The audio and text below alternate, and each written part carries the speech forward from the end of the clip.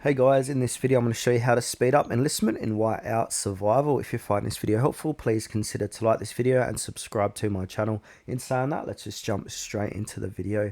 Alright, so there's a few different ways how we can do this. So you want to fill up the Enlistment Office reserves. So the more troops you have in the Enlistment Office reserves, the faster loyalty builds up. Then if your infirmary is full, excess wounded, go to the Enlistment Office. This is good for enlistment speed.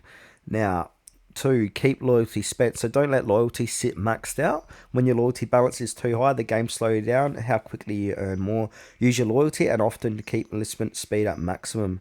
Now you want to go ahead and heal the infirmary quickly, so freeing up the infirmary space ensures new wounded can overflow into the enlistment office, keeping the enlistment cycle active. Now you want to go ahead and do daily activities as well, so gathering events and daily missions contribute to loyalty gain, helping you speed things up passively, and also use items, so loyalty tags or premium boosts can give you instant loyalty, letting you enlist troops immediately instead of waiting.